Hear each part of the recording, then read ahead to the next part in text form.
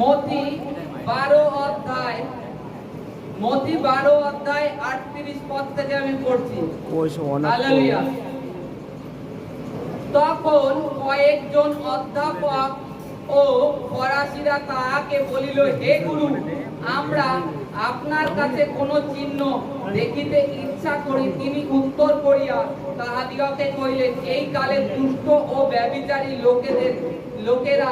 লোকে চিহ্নের অন্বেষণ করে, কিন্তু জোনার ভাববাদী চিহ্ন ছাড়া আর কোন চিহ্ন ইহাদিগকে দেয়া যাইবে না। কারণ জোনা যেমন 3 দিবা রাত্রি বৃহত্ত মৎস্যের উদরে ছিল, তেমনি মনুষ্যপুত্র 3 দিবা রাত পৃথিবীর গর্ভে থাকিবে। হালেলুয়া। এখানে এই যে প্রভু যীশু খ্রিস্ট যখন এই পৃথিবীতে ছিলেন তখন তিনি জগতে অদ্ভুত কার্য করছিলেন, মৃতকে জীবন দান করছিলেন, কুষ্ঠকে সুস্থ করছিলেন। কারণ সব থেকে বড় জিনিস, মৃত তো একরকম, মৃত মরে যে গেছে একরকম, কিন্তু কুষ্ঠ রোগটা এমনই খারাপ মানা হতো সেই সময় পুরাতন দিনে। তা তিনি এইরূপ কার্য করছেন। তা তখন কয়েকজন অধ্যাপক ফরাসি প্রভুর কাছে এসে বলেন, প্রভু, আপনার থেকে আমরা কিছু চিহ্ন দেখতে চাই যে আপনি সেই মসিহ খ্রিস্ট উদ্ধারকর্তা কিনা। তাই আপনি যদি কোনো চিহ্ন আমাদেরকে দেখান তাহলে আমরা আপনার উপরে বিশ্বাস করতে পারি, এরকম একটা বিষয় ছিল। তার কাছে চিহ্ন দেখতে গিয়েছে, চিহ্নের বিষয় জানতে গিয়েছে। তখন প্রভু যীশু খ্রিস্ট কি বলছে, যে জোনার চিহ্ন ছাড়া আর কোনো চিহ্ন তোমাদেরকে দেখানো যাবে না। জোনা যেই রূপ 3 দিন 3 রাত মাছের পেটের মধ্যে ছিল, তদ্রূপ মনুষ্যপুত্র 3 দিবারাত পৃথিবীর গর্ভে থাকবে।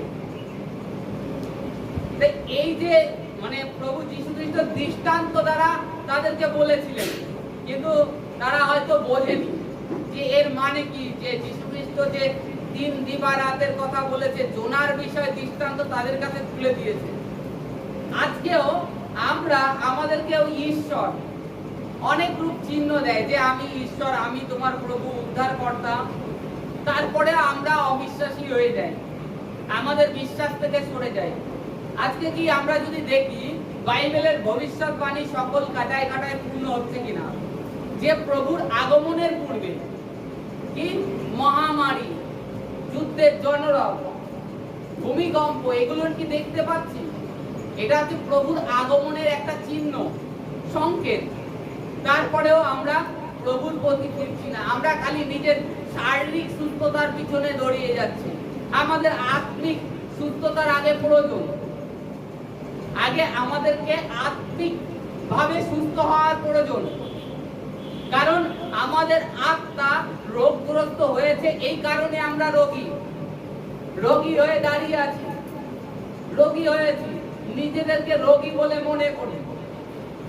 তা আজকে জোনার বিষয় যদি দেখি, এই যে ফরাসিরা, তখন তো প্রভু যীশু খ্রিস্ট স্বয়ং পৃথিবীতে ছিলেন, তাদেরকে এই রূপ তুলে দিয়েছিলেন যে জোনার চিহ্ন ছাড়া আর কোনো চিহ্ন দেয়া যাবে না। জোনা কি? আমরা জানি জোনা একজন ঈশ্বরের দাস ছিলেন। তাকে ঈশ্বর নিনবীয়তে সুসমাচারের জন্য পাঠাতে চেয়েছিলেন। জোনা কি করেছে? জোনা যে ঈশ্বরের থেকে পালাচ্ছিল, একটা জাহাজে উঠে পালিয়ে যাচ্ছিল, তরশিশে পালিয়ে যাচ্ছিল, যে ঈশ্বরের থেকে পালাবে। ঈশ্বর, যিনি সমগ্র পৃথিবীর সৃষ্টিকর্তা, তার দৃষ্টি সমস্ত জায়গায় আছে, সমস্ত জায়গায় আছে। তাই সেই কারণে তো দাউদ বলেছে, আমি পাতালে যাই সেখানেও তুমি, তোমার আত্মা আমাকে চালায়, সূর্যের উদয় স্থানে যাই সেখানেও তুমি, তোমার দক্ষিণ হস্ত চালায়, স্বর্গে গিয়ে উঠি সেখানেও তুমি, সমুদ্রে গিয়ে যাই সেখানেও তুমি। তা জোনা ভাবছিল যে ঈশ্বরের থেকে পালিয়ে যাবে। তা কি করেছিল? জোনা যখন ঈশ্বরের থেকে পালাচ্ছিল, তখন ঈশ্বর সমুদ্রে বড় একটা ঝড় তোলে হঠাৎ। সেই ঝড়ের মাধ্যমে জোনাকে তখন যে নাবিকেরা ছিল অনেকভাবে এই ঘটনা না বললে বুঝতে পারবেন না। প্রত্যেকের এই জোনার ঘটনাটা পড়তে হবে, জোনার কাহিনী অবশ্যই পড়তে হবে, তাহলে পরে গিয়ে ডিটেলস ভাবে বুঝতে পারবে যে জোনার জীবনে কি কি হয়েছিল। পালিয়ে যাচ্ছিল, তখন চিঠি ডালা হয়, সেই চিঠিতে জোনার নামটাই উঠে আসে যে তোমার জন্যই জাহাজে বিপদ এসছে। তখন জোনাকে ধরে সমুদ্রে ফেলে দেওয়া হয়, আর বড় একটা মাছ তাকে এসে খেয়ে নেয়। জোনা ঈশ্বরকে ডাকবে না, ঈশ্বরের নাম করবে না, ঈশ্বরের থেকে পালিয়ে যাবে, এরকম জোনার ভাবনা ছিল। কিন্তু ঈশ্বর যাকে মনোনীত করেছে, যাকে এই স্থানে নিয়ে এসছে, সেই স্থান থেকে ঈশ্বর তো ছাড়ার জন্য আর হাত ধরেনি। তোমাকে যে ঈশ্বরের যে গন্তব্য পথ রেখেছে, সেই পথে শেষ পর্যন্ত তিনি নেওয়ার জন্য তোমাকে এই স্থানে নিয়ে এসছে। তা আজকে জোনা পালিয়ে যাচ্ছিল, তখন ফেলে দেয়া হলো, মাছটাকে খেয়ে নিল, খাওয়ার সঙ্গে সঙ্গে সে পেটের মধ্যে ঢুকে তখন ঈশ্বরকে ডাকা শুরু করে দেয়, তখন ঈশ্বরের প্রার্থনা করছে। তখন কি হয়, যেখান থেকে পালিয়ে যাচ্ছিল আর যে নিনবীয়তে ঈশ্বর তাকে যেতে বলেছিল, মাছ তাকে সেইখানে 3 দিন 3 রাত পরে তাকে বমি করে দেয় সেই নিনবীয় চরে। যেখানে যাবে না, যেখান থেকে পালাচ্ছিল, আর সেখানেই ঈশ্বর তাকে নিয়ে পৌঁছে দেয়। এবার সুসমাচার পর এই চিহ্নর বিষয় প্রভু যীশু খ্রিস্ট এই অধ্যাপক ফরাসিদেরকে তুলে ধরেছিলেন যে 3 দিন 3 রাত পৃথিবীর গর্ভে আমাকেও থাকতে হবে, আমাকেও থাকতে হবে, যে আমি সেই উদ্ধারকর্তা, মুক্তিদাতা, যার বিষয় ভবিষ্যৎবার্তা বলেছে।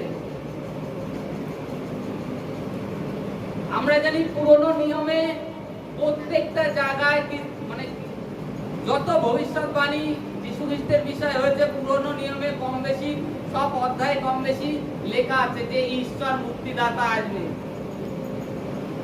যে তারপরে বিশ্বাস করবে তার পাপকে ক্ষমা করে দেওয়া হবে, তার আর বিচার করা হবে না, আর যারা বিশ্বাস না করবে তাদের বিচার হয়ে গেছে। এইভাবে বাইবেলে বলছে। তা আজকেও যেন আমরা যে ঈশ্বর যে চিহ্ন আমাদের জীবনে দেখাচ্ছে, যা আমরা জাগতিকে আগে দেখিনি, কেমন চিহ্ন দেখাচ্ছে। আগে পীড়িত থাকতাম, অসুস্থ থাকতাম, ঝম করে আমরা আগে ডাক্তারের কাছে দৌড়িয়ে যেতাম, কিন্তু আজকে আমি আপনি প্রত্যেকে যখনই কিছু সমস্যা হচ্ছে প্রার্থনা করছি আর ঈশ্বর তার থেকে বের করছে। এর থেকে বড় চিহ্ন আর কি দেখাবে? তারপরে যদি তার বাক্যে যে তার আগমনের বিষয় যে সংকেতগুলো, সেগুলো তো স্পষ্ট কাটায় কাটায় পূর্ণ হচ্ছে, কাটায় কাটায় পূর্ণ হচ্ছে। নিজেরা তৈরি হই, আর যারা এখনো মনটাকে নিজেরা নিজের মনের মধ্যে এখনো দোটানার মধ্যে পড়ে আছি, সেটাকে ফিরিয়ে প্রভুর প্রতি ফিরি। কারণ সেই স্বর্গ রাজ্য তো অলরেডি চলে এসছে, কিন্তু যে অনন্ত রাজ্য সেটাও একেবারে কাছে চলে এসছে।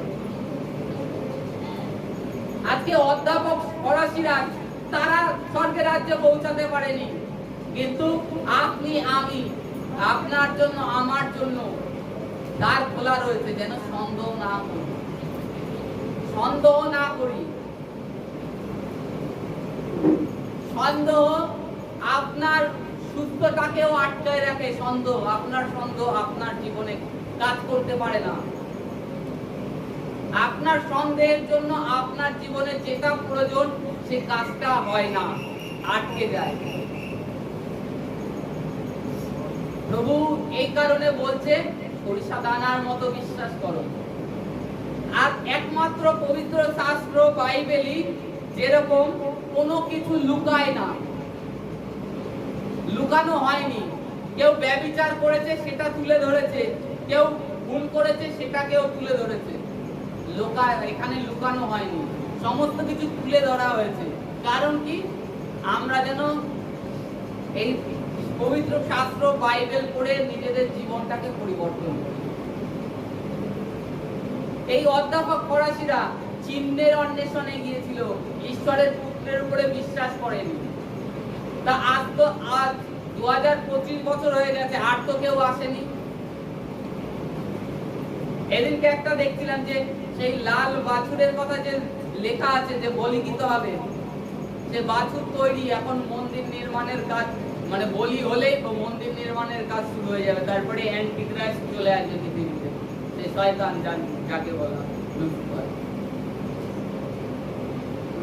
3খানা বাছুর রেখে দিয়েছে ইসরায়েলের মধ্যে, আর 2খানা আমেরিকাতেও সেই লাল বাছুর রেখেছে বাছাই করে। তৈরি হচ্ছে। এখন ঈশ্বরের আগমন সন্নিকট, নিজেদেরকে শুধরাতে হবে। ঈশ্বর আমাদেরকে অনেক চিহ্ন দিয়েছে, অনেক চমৎকার দেখিয়েছে, অনেক চিহ্ন চমৎকার দেখিয়েছে, যেন আমরা এই শেষমেশে অধ্যাপক ফরাসিদের মতো না হয়ে যাই, শেষে গিয়ে বলি প্রভু আমাকে চিহ্ন দেখাও, তুমিই তো।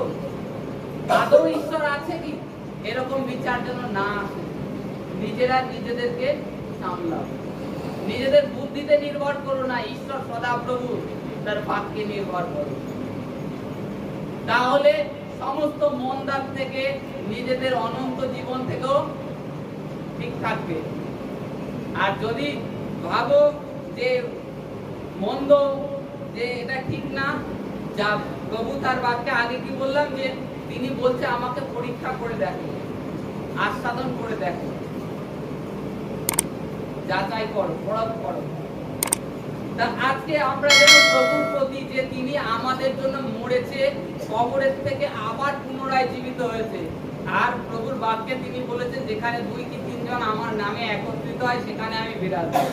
এবার আপনি যেখানেই থাকেন, আপনি একা থাকলেও সেখানে প্রভুকে ডাকলে প্রভুর আপনাকে উত্তর দেয়। তা আজকে যেন আমাদের বিশ্বাস থেকে আমরা না সরি। হালেলুয়া। আর ঈশ্বর অলরেডি আমাদেরকে সুস্থতা তিনি দেবেন যখন আত্মিক সুস্থ আমরা হয়ে যাব। হালেলুয়া। ওগুলো তো গিফট। Hallelujah, hallelujah, hallelujah. যাদের